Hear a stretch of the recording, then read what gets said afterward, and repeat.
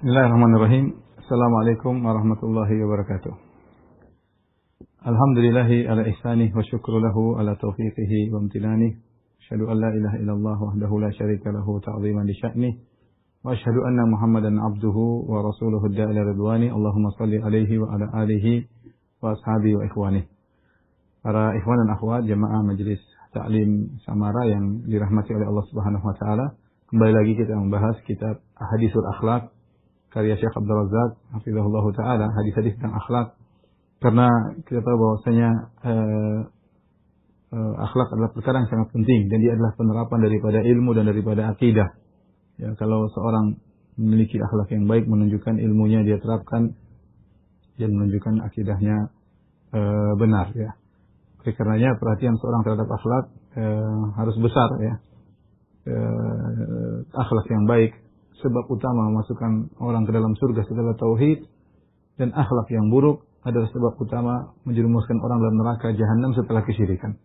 Ya, kalau kita perhatikan dalil-dalil dalam Al-Quran dan hadis-hadis Nabi SAW, sebab paling utama memudahkan orang masuk adalah tauhid. Setelah itu apa? Setelah itu akhlak yang mulia. Dan sebab yang paling utama menjerumuskan orang dalam neraka jahanam adalah kesyirikan. Setelah syirik, sebab utamanya adalah akhlak yang buruk. Maka pengajian tentang akhlak adalah perkara yang harus sering diulang-ulang agar mengingatkan kita akan pentingnya akhlak dan kita berusaha menerapkan dalam kehidupan kita sehari-hari. Pada kesempatan kali ini kita akan membahas tentang akhlak dalam safar, yaitu adab dan akhlak berkendaraan maupun dalam safar. Para ulama menyebutkan ada perkara-perkara yang membongkar akhlak seseorang, ya, yang menyingkap akhlak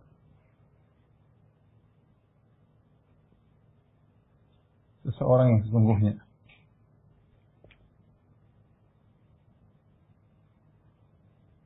Ada beberapa perkara, ya. Di antaranya misalnya seperti para ulama mengatakan dalam di rumahnya, ya, di rumahnya bersama anak istrinya.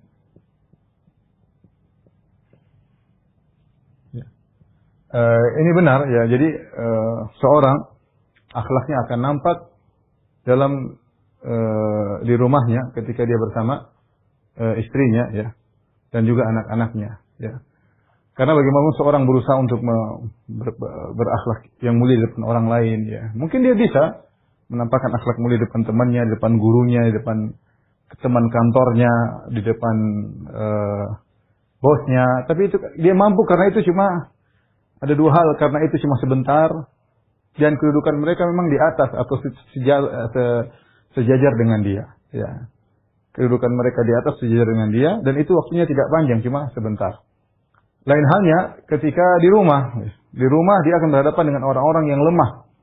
Istrinya, anak-anaknya, ya, pembantunya, ya, yang dia bisa omel, terserah dia bisa omelin, dia bisa marah-marahin. Dan juga waktu yang lama dia tinggal bersama istrinya, anaknya dalam waktu bertahun-tahun, mungkin puluhan tahun. Maka di rumah itu akan membongkar akhlak seseorang, ya. Akhlak seseorang akan ketahuan ketika dia di rumah, ya. Makanya benarlah sabda Nabi SAW, khairukum li ahlihi wa ana khairukum li ahli. Sebaik-baik kalian yang terbaik bagi keluarga kalian, bagi istri anak-anak, dan aku adalah orang yang terbaik terhadap istriku. Kenapa? Karena akhlak seseorang terbongkar ketika dia di rumah. Betapa banyak orang, masya Allah, kalau di luar akhlaknya indah, murah, senyum, tapi kalau di rumah ketemu dengan istrinya atau ketemu dengan suaminya atau ketemu anak-anaknya, nampak akhlak yang sesungguhnya. Maka di antara satu perkara yang membongkar akhlak seorang adalah ketika di rumahnya. Kemudian bentar disebutkan oleh para ulama juga yang membongkar akhlak seorang, yaitu ketika dalam kondisi nyaman, ya, nyaman, atau misalnya mendapat jabatan atau kemudian kaya, yang dulunya miskin kemudian kaya, yaitu dalam kondisi lagi naik daun misalnya, ya. Ini juga nampak akhlak seseorang. Betapa banyak orang yang ketika dalam kondisi lemah, dalam kondisi susah, akhlaknya nampak. Dia bisa berakhlak yang mulia. Dia murah senyum, kemudian dia menghormati yang lain. Tetapi ketika dia diuji dengan jabatan yang tinggi atau dapat jabatan tinggi, naik pangkat misalnya, ya, atau kemudian dia menjadi kaya raya, atau dia punya perdagangan yang kemudian tiba-tiba membuat dia naik daun misalnya, disitulah nampak akhlak yang sungguhnya. Apakah dia masih menghormati kawan-kawan lamanya? Apakah dia masih murah senyum kepada orang miskin sebagaimana ketika dia dulu miskin? Apakah dia masih mengingat jasa-jasa orang-orang terdahulu yang mungkin ketika dia sedang sulit ada orang membantunya. Mungkin bagi dia sekarang bantuan tersebut tidak ada nilainya. Tapi ketika dia dalam kondisi sulit, orang-orang tersebut membantunya dan itu sangat besar nilainya bantuan mereka ketika itu. Ya. Ini akan nampak akhlak seorang. Siapa yang tidak dirubah oleh jabatan? Betapa banyak orang kemudian berubah dengan jabatan merubah dia. Kenapa? Dia sekarang posisi yang tinggi, dia punya anak buah, dia boleh marah, dia boleh memerintahkan, gaulnya dengan orang-orang hebat, gaulnya dengan orang-orang kaya, ya. Jangankan orang dapat jabatan, orang tidak punya jabatan saja, tapi dia gaulnya dengan orang-orang hebat, kenalan sama orang kaya, kenalan sama, dia bisa berubah. Padahal dia tidak kaya. Dia hanya bergaul dengan orang kaya misalnya. Dia bisa berubah, bisa menjadi sombong dan angkuh. Apalagi kalau dia sendiri memang kaya. Apalagi dia dapat jabatan. Siapa yang tidak dirubah oleh kekayaan? Siapa yang tidak dirubah oleh jabatan? Oleh karena banyak orang, ya, ketika diberikan lagi naik daun, diberikan kekayaan, diberikan jabatan, dia berubah akhlaknya. Berubah akhlaknya, sama tangganya berubah, sama orang tuanya bisa berubah, sama adiknya, sama kawan-kawannya jelas berubah. Sama kawan-kawan jelas berubah, udah dilupakan. Tidak pernah diingat lagi tentang masa lalu yang indah. Tidak pernah diingat lagi bantuan-bantuan kawan-kawannya. Ya, sulit untuk bertemu dengan dia, sulit untuk bermusyawarah dengan dia. Semuanya hilang begitu saja.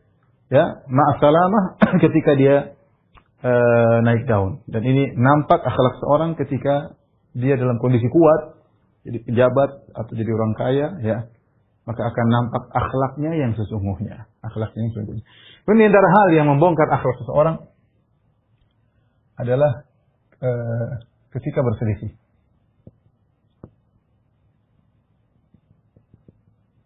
Ketika berselisih, ya. Akhlak seorang sungguhnya akan nampak ketika dia sedang berselisih, ketika dia sedang berselisih.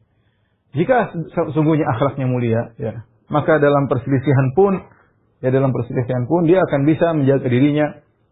Dia bisa misalnya membantah lawannya dengan kata-kata yang bijak tanpa harus fujur, tidak harus menuduh yang tidak-tidak, kemudian mengatakan hal-hal yang tidak benar, ya, berlebih-lebihan, berusaha mencari-cari kesalahan, hal-hal yang tidak penting dia ungkap dan macam-macam, ya.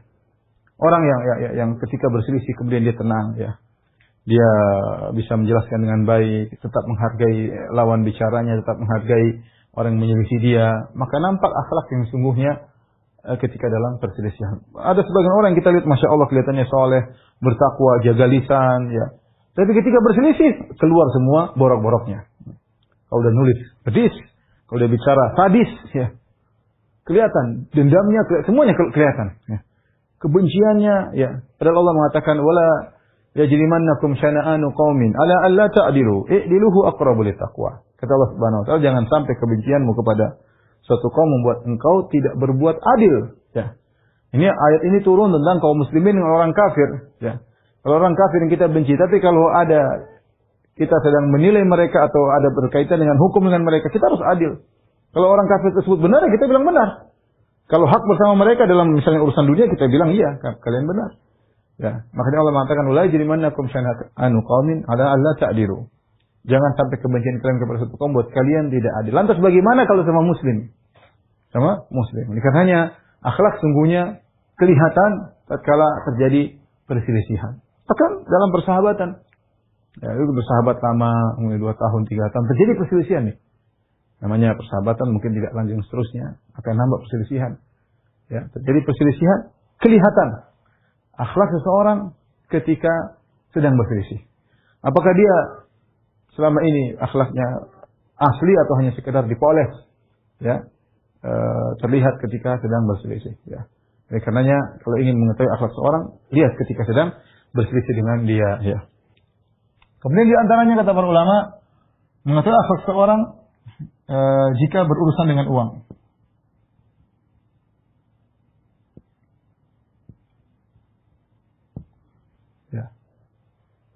Apa? Misalnya kongsi dagang, kerjasama, ya, atau masalah utang piutang. Ya akhi, akhlak seorang nampak ketika masalah keuangan. Ya. Kalau ternyata kita kerjasama dengan dia masalah keuangan, ternyata dia berusaha mengambil uang tanpa keadilan, dia mengambil jatah yang berlebihan, padahal sahamnya cuma sekian, dia ambil lebih banyak. Ya nampak akhlak seorang ketika urusan dengan uang. Ya. Urusan dengan uang. Demikian juga masalah utang piutang. Ya. Seorang betapa banyak akhlaknya nampak ketika dia berhutang kepada orang lain. Apakah dia jujur, apakah dia berusaha untuk membayar hutang tersebut, ataukah dia cuekin, ataukah dia malah matikan ganti nomor telepon. Ya, nampak akhlak seorang ketika dalam masalah uang. Ya. Karena manusia itu memang dibuat cinta kepada harta. Ya. Apakah kecintaan ini membutakan dia dari akhlak yang baik? Atau kecintaannya terhadap uang yang berlebihan membuat dia akhirnya meninggalkan akhlak yang mulia. Maka ketahuan akhlak seorang ketika masalah hutang piutang. Ya. Bisa jadi seorang Masya Allah secara penampilan Islami misalnya. Tapi ketika kita pinjamkan uang sama dia, udah dia tidak bayar, dia tidak pernah bilang minta maaf, tidak ada adab. Ya, harusnya kan kalau tidak bisa bayar, oh, mohon maaf saya belum bisa bayar bulan ini, cicilan saya belum bisa. Terima kasih. Dia lupa bahwasanya orang yang memberi bantuan kepada dia itu orang telah berjasa dalam kehidupannya. Zaman sekarang yang mau kasih kita pinjaman uang siapa? Sulit. Orang semua sekarang pegang uang mereka. Mau kasih pinjaman sama kita, siapa yang mau kasih pinjaman sama kita? Ya. Akhirnya orang pinjam di bank konvensional. Ya. Nah sudah, riba yang penting dapat pinjaman. Nah ketika di zaman-zaman sulit seperti ini, ada orang meminjamkan uang sama kita. Itu orang baik namanya. Ya lebih baik kalau ngasihin.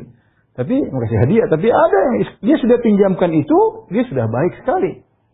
Maka jangan air susu dibalas dengan air tuba. Ya. Banyak orang seperti itu. Sudah dibaikin, dia balas dengan keburukan. Ya. Dia sudah punya uang untuk... Kalau dia nggak punya uang, harusnya dia bersikap dengan baik. Mohon maaf, minta maaf, saya belum bisa melunasi, saya belum bisa... Orang yang minjemin juga tenang kalau tatkala dia kasih uzur, mohon maaf saya begini. Yang minjamkan juga ya sudahlah, dia bisa ngerti.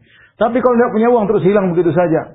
Di telepon nggak pernah diangkat, nggak pernah minta uzur, nggak pernah minta maaf, kadang ganti nomor telepon, ditemui kabur. Nah, ini repot seperti ini. Akhlak yang buruk, ketahuan. Demikian juga sebaliknya, dia punya uang, tapi dia nggak bayar utang. Ditagih enggak, dia malah beli ini, beli anu, nambah asetnya, utang nggak bayar-bayar. Waliyahzubillah, ada juga orang tidak seperti ini. Air susu dibalas dengan air tuba. Ini nampak sekali akhlak dalam masalah keuangan. Kemudian yang terakhir di antaranya yang membongkar akhlak seorang ketika safar. Ketika safar. Oleh karena Al-Ghazali mengatakan Ihya Ulumuddin bahwasanya safar summiya safaran li'annahu yusfir. Safar dinamakan safar karena safar itu secara bahasa artinya menyingkap. Secara bahasa ya. Secara etimologi safar itu artinya menyingkap. Ya menyingkap. Oleh karenanya kalau kita di Saudi wanita-wanita yang buka wajahnya disebut sufur, yaitu membuka wajahnya. Karena yusfir, safar dia yusfir, mengungkap akhlak seseorang. Ketika ada seorang hendak bersaksi di hadapan Umar bin Khattab radhiyallahu taala anhu, maka Umar bertanya, "Engkau siapa? Saya tidak mengenal engkau." "La tu'arifuka, aku tidak mengenal engkau." "Wala yadurruka anni la a'rifuka." Dan engkau tidak ada mudarat, tidak ada masalah. Aku tidak kenal engkau, enggak ada masalah. Kata Umar, "Saya tidak kenal engkau, tidak ada masalah bagimu." Ya. Tetapi ini masalah syahadah persaksian, maka harus ada yang mentazkiyah engkau, yang merekomendasi engkau untuk saya bisa terima saksimu. Maka datangkan siapa yang kenal engkau agar saya bisa menerima persaksianmu. Maka ada seorang berkata, "Ya Rasulullah, saya tahu dia." "Ana arifu," kata Umar, "limadza ta'rifu?" Dari mana kau tahu mengenal orang ini? Kata orang tadi, bil adl wal aql. Dia orangnya adil dan dia orangnya berakal. Kata Umar bin Khattab radhiyallahu taala anhu, "Apakah engkau adalah jaruhu?" Ya. Al-mulafiq, al-aqrab. Apakah engkau adalah tetangganya terdekatnya? Sehingga engkau mengetahui bagaimana naharuhu wa lailuhu, madkhaluhu wa makhrajuhu. Apakah kau tetangga dekatnya? Sehingga kau tahu bagaimana kondisi siang hari, bagaimana kondisi malam harinya. kapan dia masuk, kapan dia keluar. Namanya tetangga kita sama tahu, apalagi zaman dahulu. Apakah kau tetangganya sehingga kau tahu kegiatannya, sehingga kau katakan kau mengerti tentang dirinya? Kata orang tersebut, bukan ya Rasulullah.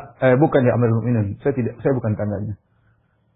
Hal amaltahu bidinar wa dirham alladziini yustadallu bihima 'ala al-wara'. Apa kau pernah bermuamalah dengan orang ini, dengan dinar dan dirham, masalah keuangan? Yang dengan uang tersebut kau bisa mengetahui orang ini wara atau tidak.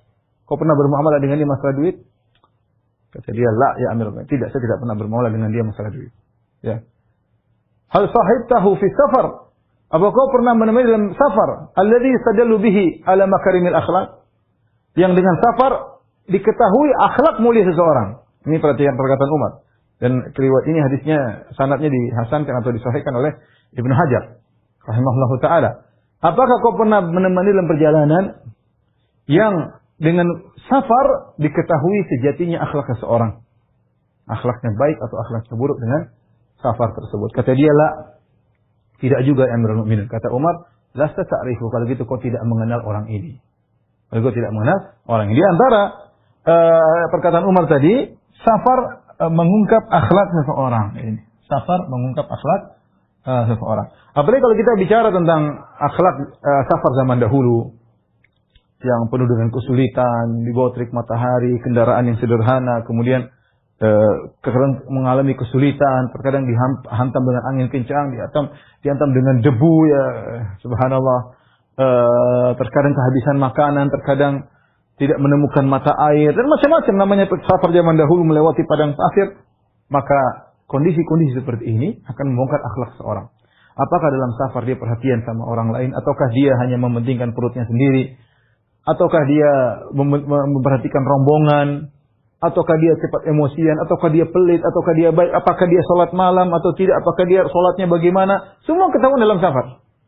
Terlebih lagi safar zaman dahulu. Makanya Nabi SAW mengatakan, as-safaru qit'atun minal azab. Safar itu adalah potongan dari siksaan. Maksudnya orang kesulitan dalam safar.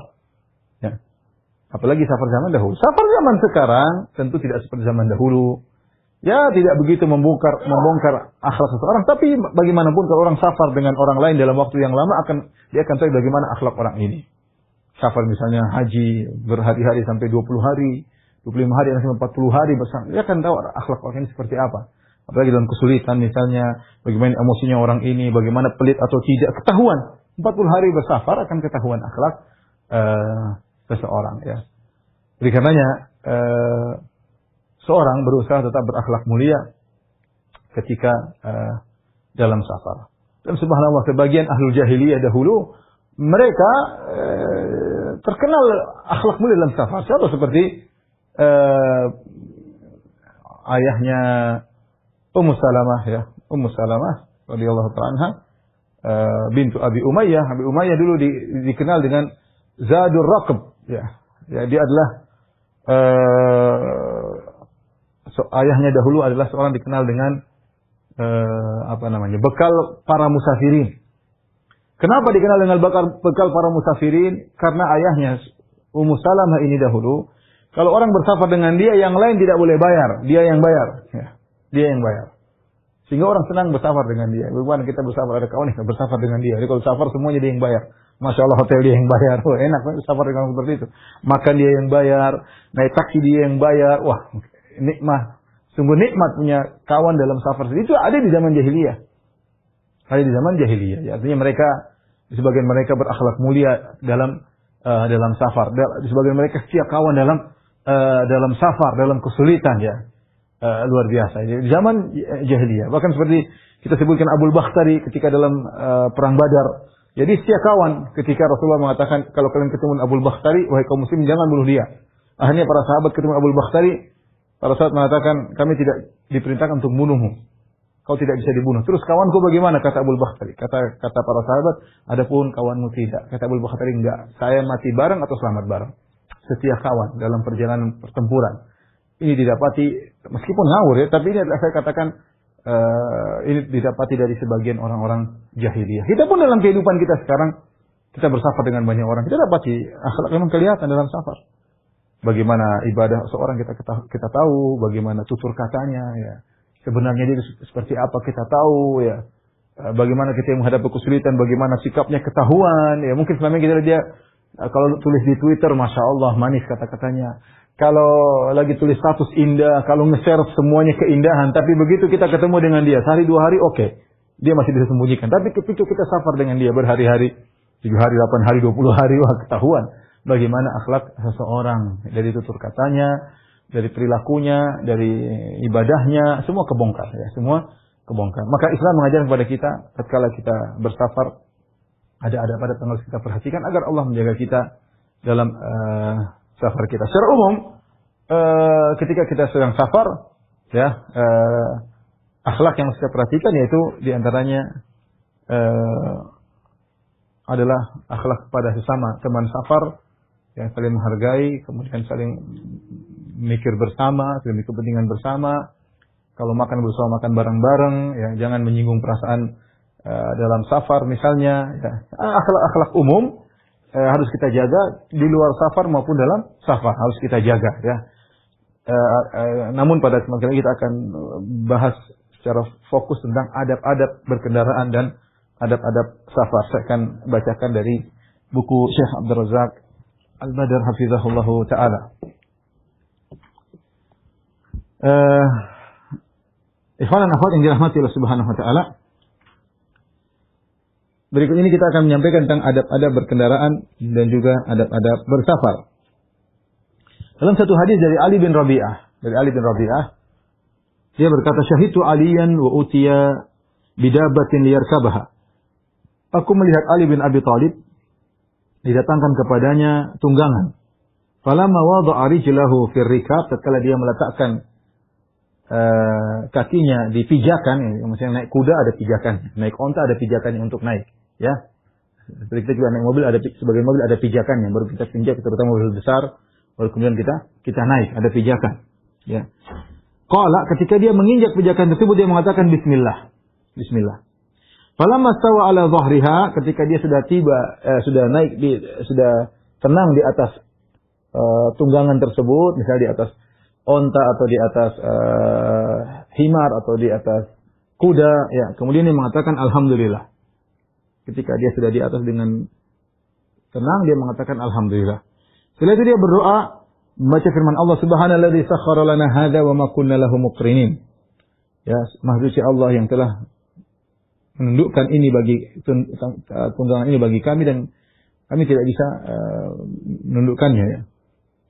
Summa qala, kemudian dia berkata alhamdulillah salasa marrat. Kemudian dia berkata alhamdulillah 3 kali. Alhamdulillah, alhamdulillah, alhamdulillah. Ya. Kemudian dia berkata Allahu akbar 3 kali. Allahu akbar, Allahu akbar, Allahu akbar. Baik, kemudian dia mengucapkan Allahu akbar 3 kali. Setelah itu dia berdoa dengan berkata subhanaka inni zalamtu nafsi faghfirli fa innahu la yaghfiru dzunuba illa ant. Semua bahika. Dia mengatakan, maha suci Engkau ya Allah, sesungguhnya aku telah menzalimi diriku, telah berbuat dosa. Faghfirli, ampunilah aku. Fa innahu la yaghfiru dzunuba illa ant. Sesungguhnya tidak ada yang mengampuni dosa-dosa kecuali Engkau. Kemudian Ali bin Abi Thalib tertawa. Faqila, ketika itu Ali bin Abi Thalib menjadi Amirul Mukminin, khalifah yang keempat. Maka ada yang bertanya kepada Ali bin Abi Thalib, "Ya Amirul Mukminin, wahai Amirul Mukminin, min ayyi syai'in dhahikta? Kenapa engkau tertawa?" Qala, "Ra'aitu Nabi sallallahu alaihi wasallam fa'ala kama fa'altu." Aku melihat Nabi melakukan seperti yang aku lakukan. Itu ketika menginjak pijakan bilang bismillah, ketika sampai di atas tunggangan mengatakan alhamdulillah, kemudian baca subhanalladzi sakhkhara lana hadza wa ma kunna lahu muqrinin, kemudian baca alhamdulillah, alhamdulillah, alhamdulillah, kemudian Allahu akbar, Allahu akbar, Allahu akbar, kemudian berdoa subhanaka inni zalamtu nafsi faghfirli fa innahu la yaghfiru dzunuba illa ant. Aku melihat Nabi melakukan seperti yang aku lakukan, kemudian Nabi juga tertawa. Faqultu, kata Ali bin Abi Thalib, aku bertanya kepada Nabi, "Ya Rasulullah, min ayyi syai'in dhahikta?" Apa yang buat Anda tertawa? Maka Nabi mengatakan, "Inna rabbaka ya'jabu min 'abdihi idza qala ighfir li dhunubi ya'lamu annahu la yaghfiru dhunuba ghairi." Sungguhnya Rabb, ya Allah Subhanahu wa taala kagum, ya, melihat seorang hamba ketika dia berkata ighfir li dhunubi, ya Allah ampuni dosa-dosaku, dan hamba tersebut tahu bahwasanya tidak ada yang bisa mengampuni dosa-dosanya kecuali Allah Subhanahu wa taala. Hadis yang sahih diriwayatkan oleh Abu Dawud. Dan ini di antara adab yang mungkin dalam berkendaraan yang mungkin Allah alam jarang dijalankan oleh Sebagian kita, tentu sebagian kita, Masya Allah, sebelum menjalankan adab naik kendaraan. Tapi ini adab yang mudah sebenarnya. Ya. Kita mencari pahala ketika mau naik kendaraan. Sekarang naik motor, naik mobil, alhamdulillah kita bisa mengucapkan doa ini. Ya, Bismillah, begitu sampai di atas mobil, mungkin kita di atas mobil, kemudian sudah nyalain ini, alhamdulillah, sudah siap-siap. Kita diam sebentar, kita baca subhanalladzi sakhkhara lana hadza wa ma kunna lahu muqrinin. Mudah kan? Alhamdulillah, alhamdulillah, alhamdulillah, Allahu akbar, Allahu akbar, Allahu akbar. Subhanaka inni zalamtu nafsi faghfir li fa innahu la yaghfiru dzunuba illa anta. Baru kita jalan. Ini mudah, insyaallah ini adab dalam naik kendaraan sehingga berkah perjalanan kita. Kita keluar rumah baca doa, adalah di atas kendaraan juga kita baca doa sehingga Allah senantiasa menjaga kita dalam perjalanan kita ya. Dari Ibnu Umar radhiyallahu taala anhu ya, ketika Nabi SAW ingin bersafar, maka apa doa ketika naik kendaraan hendak bersafar? Beda kalau tadi bukan dalam kondisi bersafar, seorang ingin ke kantor, naik kendaraan kapan saja, mau ke kantor, mau ke rumah teman, mau kemana saja ya. Mau ada keperluan, yang penting naik kendaraan, naik motor atau naik mobil, maka doanya demikian.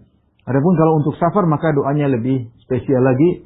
Kata Ibnu Umar radhiyallahu ta'ala anhuma, bahwasanya Rasulullah SAW kalau hendak bersafar dan dia sudah berada di atas tunggangannya, kharijan ila safarin, dalam rangka untuk bersafar, kabbaru salasan. Maka doanya Allahu Akbar, Allahu Akbar, Allahu Akbar. Ini doa yang sering kita dengar kalau kita naik pesawat Saudi Airlines ketika umrah atau haji ya. Mudah-mudahan kita dimudahkan segera untuk bisa umrah dan haji ya. Allahu Akbar, Allahu Akbar, Allahu Akbar. Kemudian Rasulullah berbaca, Subhanalladzi sakhkhara lana hadza wa ma kunna lahu muqrinin wa inna ila rabbina lamunqalibun. Yang artinya maha suci Engkau ya Allah yang telah memudahkan bagi kami kendaraan ini, mau pesawat, mau mobil atau yang lainnya. Wa ma kunna lahu muqrinin, sebelumnya kami tidak bisa menguasainya. Wa inna ila rabbina lamunqalibun, sungguh kami akan kembali kepada Rabb kami. Subhanallah. Mau bersafar tauhid, mau bersafar ingat tentang hari akhirat ya. Allahumma inna nas'aluka fi safarina hadza. Ya Rabb kami mohon kepada Engkau dalam safar kami ini. Al-birra wa taqwa. Al-birra wa taqwa, kami mohon kepada Engkau kebajikan dan ketakwaan. Wa minal amali ma tarda. Dan kami mohon bisa melakukan amal yang Engkau ridhai ya, karena dalam safar banyak yang kita temui ya. Allahumma hawwin alaina safarana hadza. Ya Rabb kami, ya ringankanlah bagi kami safar kami ini. Wa twi anna bu'dah, dan dekatkanlah jarak safar tersebut. Allahumma anta sahibu fi safar. Ya Allah, Engkau adalah yang menemani kami dalam safar. Wal khalifatu fil ahl, dan Engkau adalah yang menggantikan kami di keluarga kami yang kami tinggalkan. Allahumma inna a'udzubika min wa'sa'is safar wa ka'abatil manzar. Ya Allah, ya aku berlindung kepada Engkau dari kesulitan-kesulitan safar. Wa ka'abatil manzar, perkara-perkara yang tidak baik yang menyebabkan kesedihan atau kesulitan yang dilihat ya. Wa su'il munqalab, yaitu kembali yang buruk, fil mali wal ahl, atau hal yang buruk ya, yang terjadi pada keluarga maupun harta yang kita tinggalkan. Ini doanya ya. Wa idza raja'a qalahunna wa zada fihinna. Kalau pulang dari safar doanya sama. Ketika pulang dari safar doanya sama, tapi mengatakan aibun, kami kembali ya Allah, taibun dalam kondisi bertaubat, abidun dalam kondisi beribadah kepada Engkau, li rabbina hamidun, dan kami memuji Rabb kami. Ini doa ketika mau safar ya. Ulangi, Allahu Akbar, Allahu Akbar, Allahu Akbar, Subhanalladzi sakhkhara lana hadza wa ma kunna lahu muqrinin wa inna ila rabbina lamunqalibun. Allahumma inna nas'aluka fi safarina hadza al-birra wa taqwa wa min al-amali ma tarda. Allahumma hawwin 'alaina safarana hadza wa twi 'anna bu'dah. Allahumma anta sahibu fi safar wa khalifatu fil ahl. Allahumma inni a'udzu bika min wa'sa'i safar wa ka'abatil manzar wa su'il munqalabi fil mali wal ahl. Ini di antara doa. Saya jelaskan sedikit tentang doa ini. Kita bertakbir Allahu Akbar, Allahu Akbar, kemudian kita mengatakan tadi, Maha Suci Allah yang telah memudahkan tunggangan ini atau kendaraan ini bagi kami, sebelumnya kami tidak bisa menguasainya. Wa inna ila rabbina lamunqalibun, dan sungguh kami akan kembali kepada Rabb kami. Allahumma inna nas'aluka fi safarina hadza al-birra wa taqwa. Ya Allah, dalam safar kami ini kami mohon bisa melakukan kebajikan dan ketakwaan. Apa itu kebajikan? Kebajikan ketakwaan kalau digabungkan maka kebajikan maksudnya amal-amal saleh, ketakwaan itu meninggalkan kemaksiatan. Seorang bersafar sangat mudah untuk bermaksiat, apalagi dia bersafar jauh tidak bersama istrinya, ya sangat mudah untuk bermaksiat, ketemu dengan orang, ketemu dengan perempuan yang lain, atau melihat yang haram, dia bersendirian. Kita tidak tahu safar. Sekarang terkadang seorang akhlaknya di rumah beda, tatkala di hotel beda. Ya. Tatkala bersama keluarganya beda, tatkala bersendirian beda. Ya. Maka dia berdoa kepada Allah. Allahumma as'aluka fi safarina hadza al-birra wa taqwa. Ya, kami mohon dalam safar kami melakukan kebajikan Dan ketakwaan itu menjauhkan diri kami dari perbuatan-perbuatan maksiat. Wa minal amali ma tarda, ya Allah mudahkanlah kami melakukan amalan-amalan yang Kau ridhai. Dalam safar kita bisa beramal, alhamdulillah. Dalam safar seorang bisa tetap salat 5 waktu, dalam safar seorang bisa salat malam, seorang bisa salat duha, dalam safar seorang bisa bersedekah, dalam safar seorang bisa silaturahmi, telepon orang tuanya.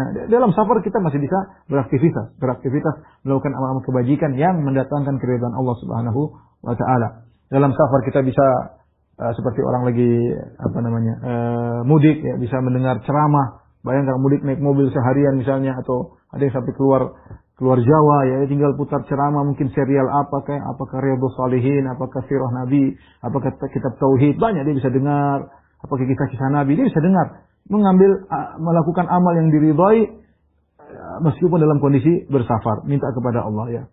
Allahumma hawwin alaina safarana hadza. Ya Allah mudahkanlah, ringankanlah safar kami. Safar berat, butuh biaya, butuh energi. Apalagi di jalan khawatir malam hari, khawatir ada tabrakan dan yang lainnya ya. Minta Allah mudahkan. Rawan terjadi kecelakaan, rawan ngantuk dan macam-macam, maka minta kemudahan kepada Allah Subhanahu wa taala. Wa tu'i anna bu'dah, ya Allah dekatkanlah jarak safar itu, kita menempuhnya dengan mudah, tidak kelihatan sulit, cepat sampai. Allahumma anta sahibu fi safar, ya Allah Engkau adalah teman kami dalam perjalanan, yaitu ma'iyah khasah, yaitu Engkau menemani kami dengan pertolongan. Ya, kalau kami kembali kepada Engkau ya Allah, maka tolonglah kami, temanilah kami dalam perjalanan kami.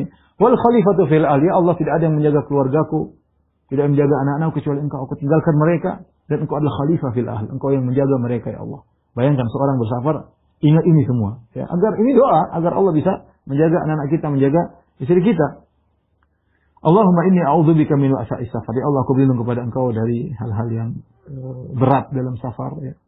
Ya, dan banyak hal yang bisa ditemukan, apalagi musim haji, tahu-tahu mogok lah, apalah, atau terjebak dalam kemacetan, harus berjalan jauh. Ya, ini semua kita berlindung agar diberi kemudahan. Wa ka'abatil manzar, dan pandangan-pandangan yang menjadikan, yang kalau seorang lihat maka akan menyedihkan. Wa su'il munqalib fil mail ahl, dan juga hal yang buruk yang menimpa keluarga dan harta. Ketika dia pulang dari safarnya menuju pulang rumah kembali, dia baca juga doa yang sama, tetapi dia tambahkan aibun, taibun, abidun, li rabbina hamidun. Aibun maksudnya kami dalam kondisi kembali, taibun bertobat kepada Allah karena namanya safar, mungkin kita bermaksiat, mungkin kita melihat hal yang haram, mungkin kita berkata-kata yang tidak senonoh, mungkin kita macam kita nggak tahu ya. Mungkin banyak yang bisa kita lakukan kemaksiatan dalam safar. Kita mengatakan taibun dalam kondisi bertaubat kepada Allah. Ya, abidun beribadah kepada Allah, li rabbina hamidun, dan muji Rabb kami. Ya, ini doa safar jangan terlupakan. Datang dalam sebagai riwayat, Syekh Abdul Razak menyebut dalam riwayat Ahmad, ketika seorang pulang dalam safar, dari safarnya, ketika masuk di rumah, wa idza dakhala ahlahu, kalau dia masuk dalam rumah dia mengucapkan tauban li rabbina auban la yughadiru alaina hauban. Ya, tauban li rabbina auban la yughadiru alaina hauban. Ini juga saya juga baru tahu ada doa seperti ini dari tulisan Syekh Abdul Razak ini, buku Syekh Abdul Razak, hadis riwayat Ahmad dan Ibnu Hibban, dan dihasankan oleh Syekh Albani rahimahullahu taala, yaitu setelah dia baca doa pulang dari safar, ketika masuk di rumah ketemu dengan istrinya, dia mengatakan tauban li rabbina auban la yughadiru alaina hauban, yang artinya kami bertobat ya Allah dan kami kembali kepada Rabb kami, dan semoga Rabb kami tidak meninggalkan sedikit dosa pun kepada kami, yaitu diampuni dosa-dosa kami.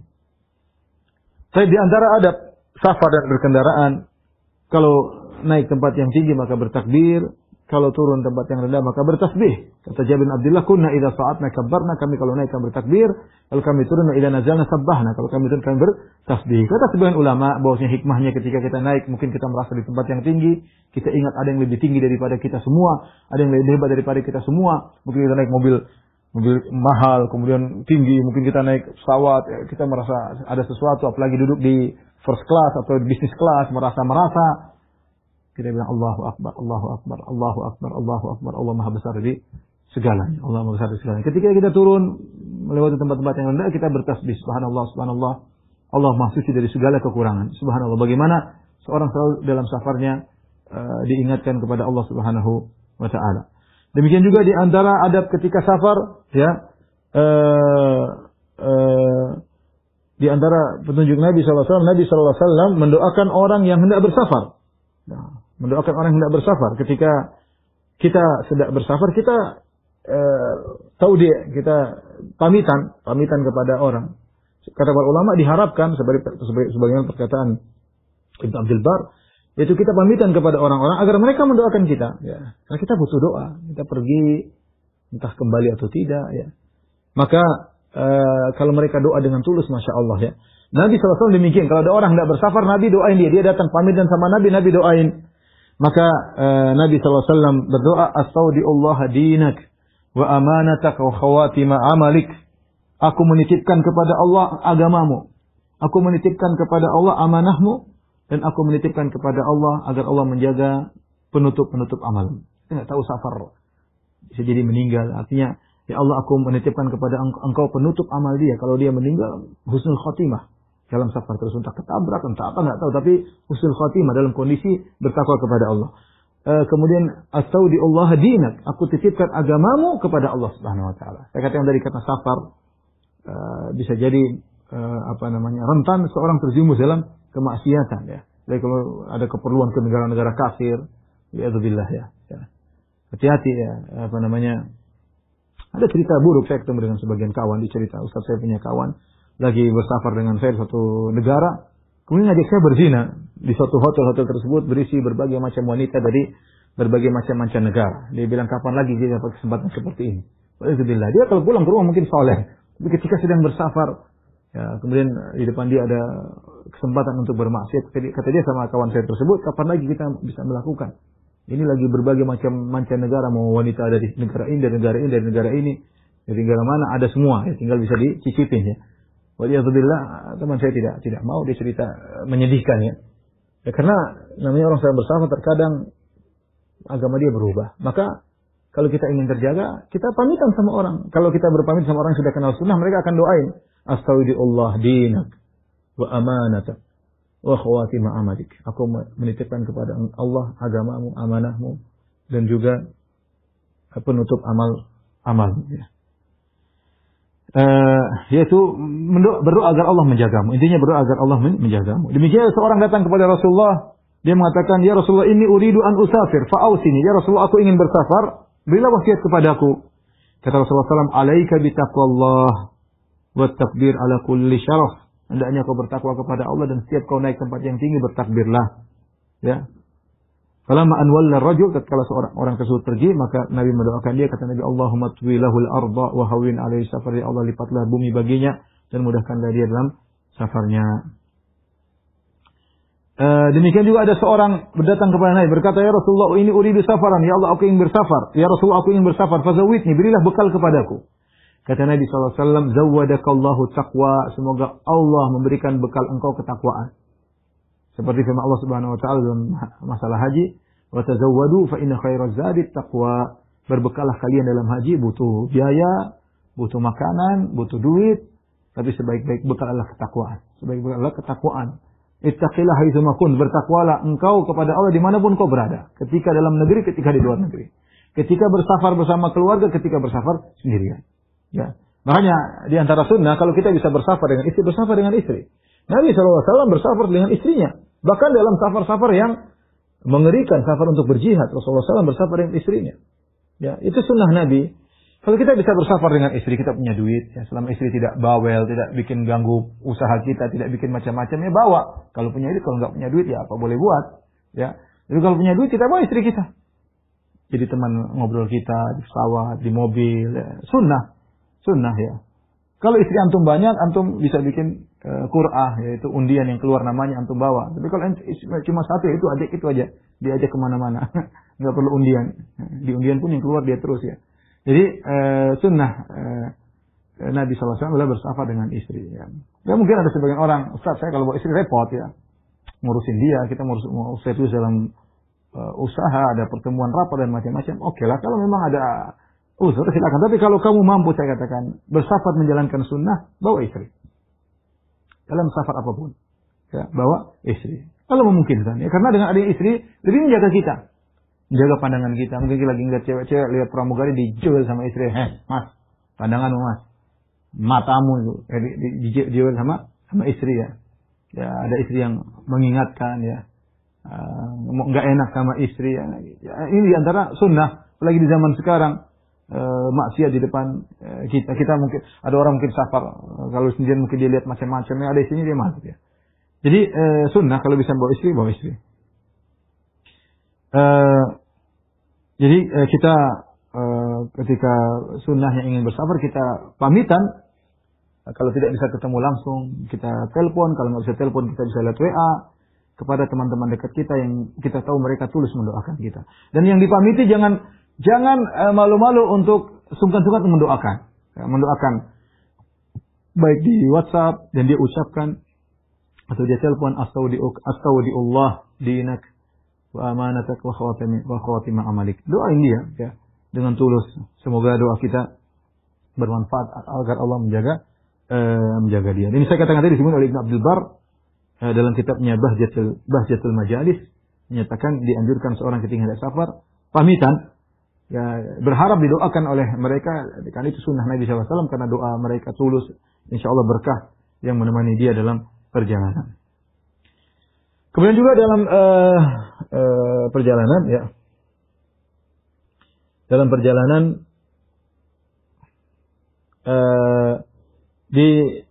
dimakruhkan untuk safar sendirian, ya, apalagi safar di malam hari. Kata Nabi SAW dan Ibnu Umar, "Lau ya'lamun nasu ma fil wahdah, ma a'lamu ma sara rakibun bilailin wahdahu." Kalau seandainya orang-orang mengetahui tentang bersendirian, apa yang aku ketahui tentang bersendirian, bahayanya sendirian, maka tidak seorang pun yang bersafar di malam hari sendirian. Ini sebenarnya mengatakan zaman dahulu ya ketika seorang bersendirian, safar sendirian malam hari berbahaya, maka jangan dia bersafar sendirian di malam hari ya. Karena bahaya, ada perampok, ada kalau terjadi sesuatu dengan dia tidak ada yang menolongnya, kalau dia sakit siapa yang menolongnya, kalau dia meninggal tengah jalan siapa yang menguburkannya, ya maka jangan safar sendirian. Tapi zaman sekarang alhamdulillah ya sebenarnya mengatakan ilahnya sudah hilang. Ya, kita bersafar rame-rame dalam satu kereta api misalnya, dalam satu pesawat, kita tidak sendirian, rame. Meskipun bukan teman kita, tapi kita dalam satu rombongan. Ya, demikian juga hadis seperti sabda Nabi SAW, "Ar-raqibu syaitan, war-raqibani syaitanani, wa salasatu raqbun." Hadis riwayat Tirmidzi. Kata Nabi SAW, yang bersafar sendiri syaitan, bersafar berdua juga syaitan. Kalau sudah 3, maka itulah musafirun yang sebenarnya. Ini juga kata para ulama berlaku ketika zaman dulu, zaman Nabi SAW. Ketika safar sendirian agak mengerikan, dua orang juga. Tapi kalau 3, alhamdulillah mereka bisa sholat berjamaah dengan 3 orang, mereka saling tolong menolong. Ya. Tapi kalau zaman sekarang, alhamdulillah kita safar dengan banyak orang. Tapi bagaimanapun kalau kita ada kawan yang bisa bersafar dengan kita, itu lebih baik ya, lebih baik. Tapi sekarang, alhamdulillah safar di mana-mana. Kita dalam kondisi safar bareng-bareng rombongan, tidak bersendirian. Kemudian di antara adab dalam safar, kata Nabi SAW, "Idza kharaja salasatun fi safarin falyu'ammiru ahadahum." Kalau kalian bersafar 3 orang, maka angkat salah satu menjadi amir. Ya. Ini penting. Mungkin kita ada kunjungan kemana rame-rame, mengunjungi misalnya kunjungan ke suatu pondok, atau kita ada kunjungan ke orang terkena bencana alam misalnya, kita ingin beri bantuan misalnya, atau kita sedang bersafar untuk umroh, bersafar untuk haji, apalagi 30 orang, 40, 80 orang, 90 orang, 100 orang, maka harus ada amirnya. Pentingnya amir ini apa? Agar tidak terjadi pertikaian. Dia memberi keputusan. Dan mereka yang lain harus taat kepada dia dalam masalah safar.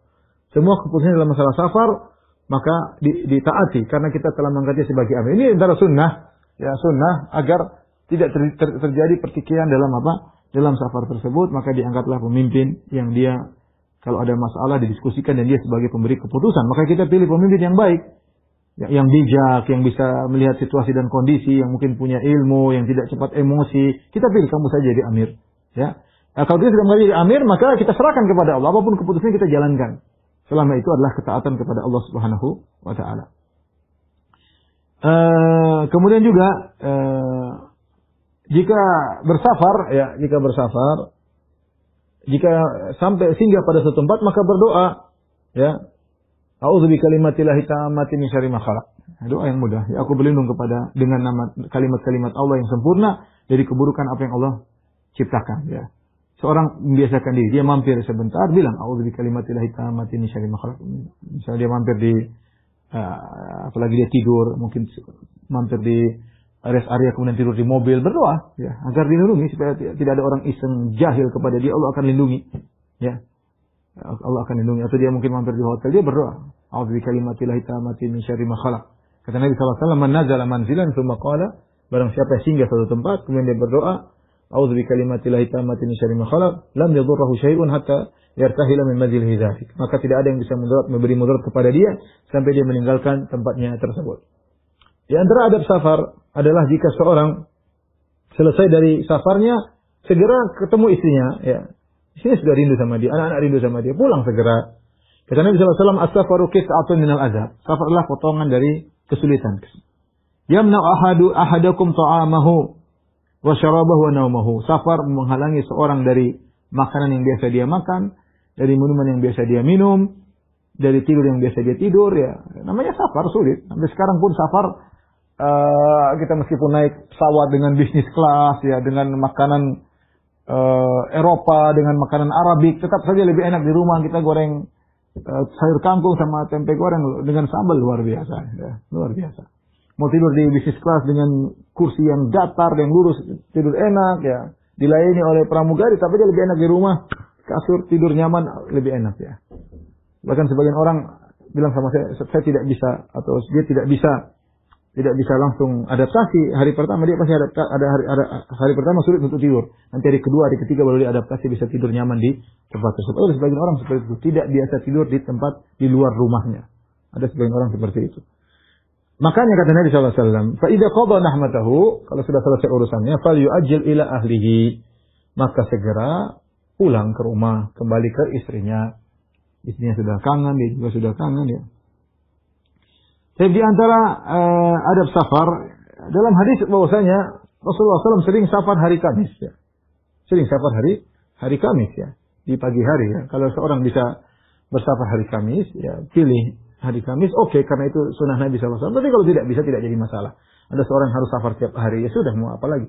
Tapi kalau kita di tangan kita bisa milih, mau pilih hari apa, Jumat kah kita berangkat, Selasa kah, Kamis, Rabu, Senin, ya kita pilih Kamis. Kenapa?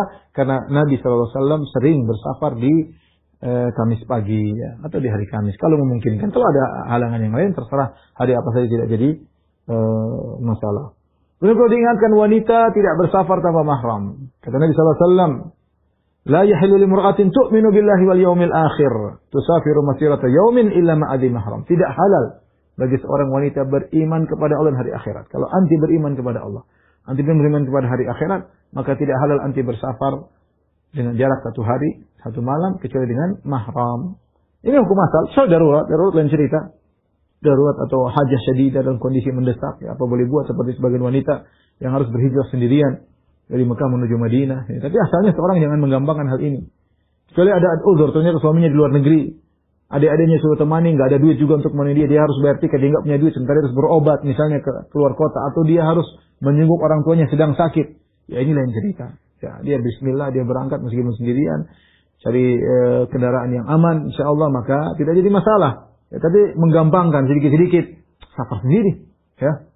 Apalagi safarnya bukan keperluan mendesak, mau jalan-jalan ke luar negeri, mau kemana, mau ke Thailand, kita ngapain?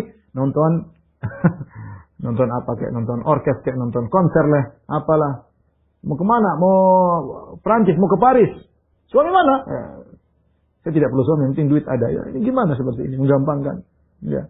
Dalam kondisi terdesak lain lagi ceritanya, itu ya uzur insya Allah. Tapi maksud saya jangan menggampangkan seorang bersafar tanpa mahram. Kita sebagai suami juga jangan pelit. Kalau misalnya saya katakan misalnya istri kita bersafar, kita nggak bisa, kita telepon adiknya, kita telepon ipar kita, tolong temani kakakmu, duit saya yang tanggung, ya. Keperluan keluargamu ketika kau temani kakakmu saya yang tanggung, ya, seperti itu, ya. Kita keluarkan uang pada tempatnya, sehingga istri kita pergi dengan nyaman dan kita pun nyaman, ya. Ada yang menemaninya, ya. Ya, sekarang memang luar biaya untuk biaya pesawat memang berat, tapi kalau kita mampu, ya, kenapa tidak kita keluarkan? Toh itu kita keluarkan bukan sia-sia, bukan kita sedang buang duit, tidak. Kita sedang menjalankan syariat Allah, maka uang tersebut keluar pada tempatnya yang benar, ya. Jangan pelit dalam hal tersebut. Lain halnya kalau dalam kondisi terdesak, itu lain cerita. saya katakan tadi, maka seorang wanita boleh saja bersafar tanpa mahram dalam kondisi mendesak. Kemudian di antara petunjuk Nabi Shallallahu Alaihi Wasallam, ya, atau petunjuk salaf, hadis salaf, ya, para salaf dahulu seperti perkataan Imam Ahmad, ya, ditanya, mana yang lebih engkau sukai wahai Imam Ahmad? Ya, tajilu rajul fi ta'am atau yurafiq. Seorang makan sendiri atau dia makan bareng-bareng. Kata Imam Ahmad, yurafiq. Ya, lebih baik dia makan bareng-bareng. Hadza arfaq yata'awanun. Mereka lebih berbareng, saling tolong menolong. Ya. Jadi kalau kita sedang 5 orang udah kumpulin duit, kita makan bareng-bareng. Ya. Sampai ini pendapat yang kuat, ada khilaf masalah ini pendapat yang kuat. Kita kumpulin makan bareng-bareng meskipun satu makan lebih banyak, nggak ada masalah. Ya. Ini namanya kita bersahabat. Ya. Kumpulin 20.000, belanja ayam sekian. Ternyata satu yang badannya besar makannya lebih banyak, ya udah kita maafkan. Kalau kita nggak suka ya tegur, tapi seharusnya kita maafkan, namanya kita bersafar bersama, kita ngerti dia makannya lebih banyak, ya tidak jadi masalah insyaallah taala demi kebersamaan. Kalau satu makan sendiri, satu makan sendiri, satu makan ayam, satu makanan tempe, kan lucu. Bersafar bareng-bareng makannya beda-beda. Kemudian di antara adab dalam bersafar, ketika sedang bersafar seorang boleh sholat sunnah di atas kendaraan kemanapun arah kendaraan tersebut. Misalnya seorang naik pesawat, kemudian malam hari dia ingin sholat tahajud, ada masalah sholat tahajud. Pesawat menghadap mana saja nggak jadi masalah, ya. Kalau zaman dahulu orang naik onta, dia sholat di atas onta. Kenapa? Karena onta itu kalau jalan dia sudah tahu arahnya kemana. Makanya ajaibnya onta seperti itu. Seorang di atas onta, dia nggak usah ngarahin onta sudah tahu arahnya kemana. Sudah dia tinggal sholat onta, tidur di atas onta, ontanya jalan, ya. Tahu arah mana tujuannya, ya. Sekarang saya dengar ada mobil yang otomatis tinggal dipencet, mobilnya sangat mahal, maka dia bisa berjalan menuju tujuan. Saya dengar seperti itu ada, ya. Ya orang kalau seperti itu dia bisa tidur, dia bisa sholat malam, ya. Atau kalau dia ada supir, ya sudah supirnya nyupir, dia ya sholat malam di belakang atau di depan di samping supir, boleh, ya boleh. Dan itu kebiasaan Nabi Shallallahu Alaihi Wasallam. Jadi maksud saya banyak di antara kita, ya termasuk saya mungkin, ya kalau sudah safar kayaknya ibadah libur, kayaknya ibadah libur sudah. Nggak ada sholat malam, ya mumpung rotib nggak ada, rotib memang tidak dianjurkan, tapi tidak ada sholat malam, tidak ada sholat duha, tidak ada baca Quran, seakan-akan ibadah libur. Sama sebagian wanita kalau sudah haid seakan-akan libur semua, ya. Sebagian wanita kalau sudah haid mulai macam-macam, mulai nonton drama Korea, drakor atau drama India dan macam-macam, seakan-akan lagi haid, lagi liburan. Kita bilang enggak, kita dalam safar pun kita sedang ada ibadah-ibadah yang bisa kita lakukan. Demikian para salaf dahulu mereka, demikian Nabi SAW dan juga para salaf ketika mereka sedang bersafar, mereka sholat sunnah di atas onta mereka. Haitsu tawajjahat bihi yumi'u ima'an sholat al-lail ilal fara'id, ya. Nabi SAW sholat sambil memberi isyarat. Jadi rukuknya isyarat, sujudnya isyarat, seperti itu, ya. Ya, tidak perlu sujud benar-benar, isyarat saja sudah cukup, ya. Cukup. Sedikit sudah rukuk, sujud agak lebih dikit, ya. Tidak perlu maksudnya sampai rendah, tidak perlu. Karena kata Ibnu Umar, yumi'u ima'an, yang memberi isyarat, ya. Maksudnya tidak harus ketika rukuk miring sekali, ketika sujud sampai ke bawah sekali, enggak harus. Seperti kita di pesawat, Allahu Akbar, tidak harus kita sujud sampai enggak harus. Kita cukup rukuk begini sudah, sujud cukup begini sudah cukup, enggak ada masalah. Yumi'u ima'an ketika kita salat sunnah.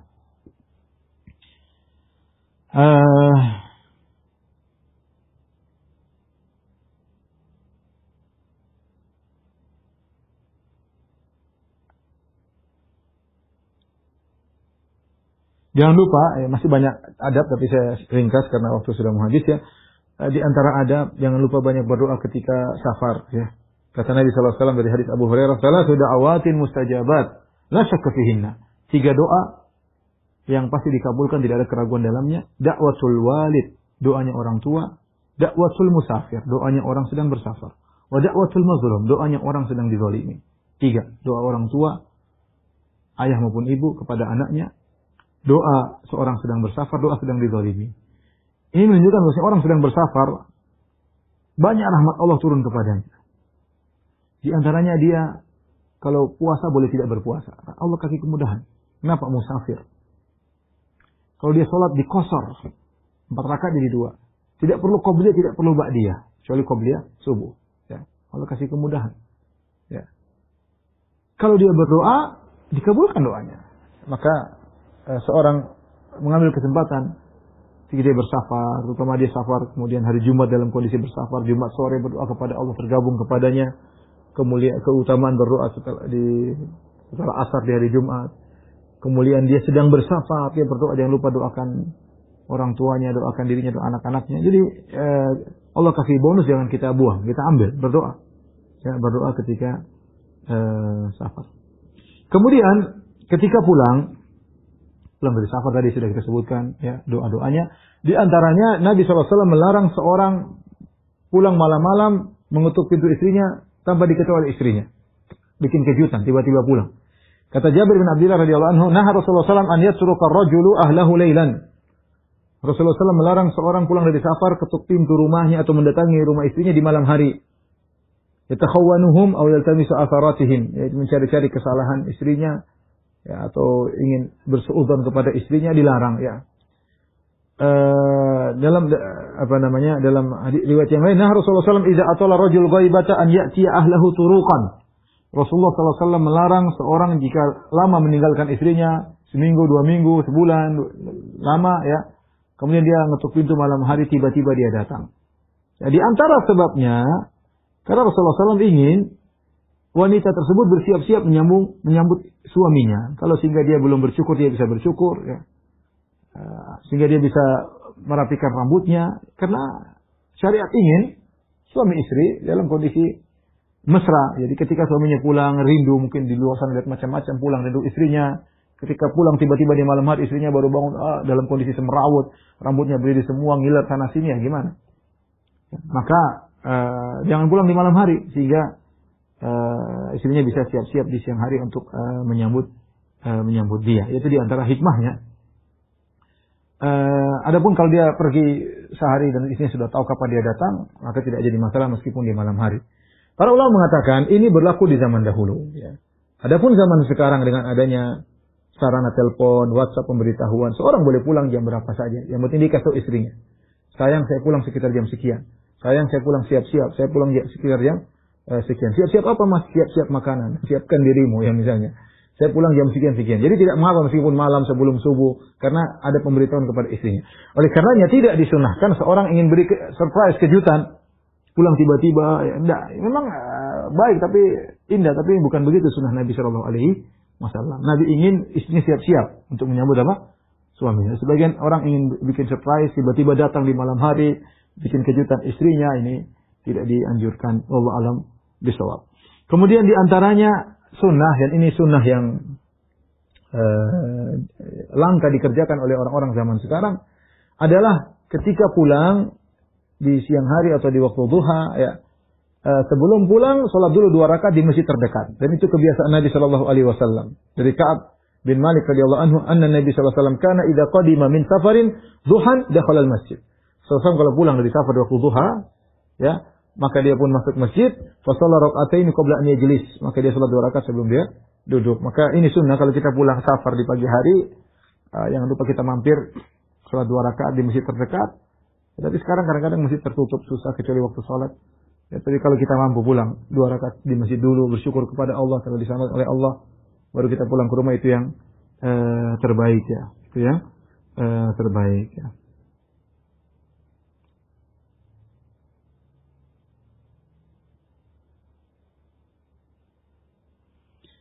Kemudian yang terakhir yang diingatkan oleh Syekh Abdul Razak hafizahullah taala dalam adab berkendaraan, hati-hati ya.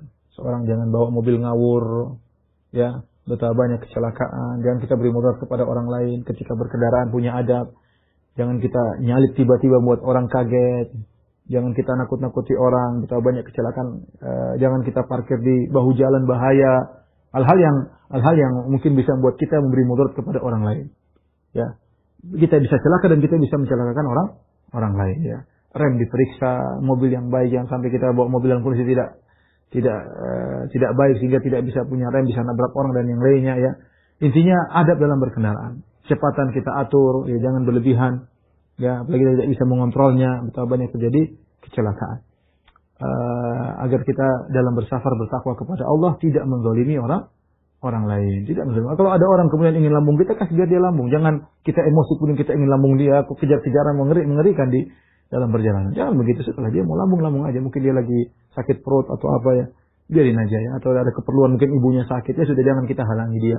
Dan kita halangi dia sehingga dia mungkin ada keperluan mendesak dan yang lainnya. Wallahu alam bisawab. Ini dari sebagian adab dalam berkendara dan bersafar. Demikian saja ikhwan-ikhwan sekalian, para pemirsa dari Majelis Ta'lim Samara ya. Semoga pertemuan kita bermanfaat. Insyaallah kita lanjutkan dengan adab-adab yang lain pada pertemuan berikutnya. Wabillahi taufiq wal hidayah. Assalamualaikum warahmatullahi wabarakatuh.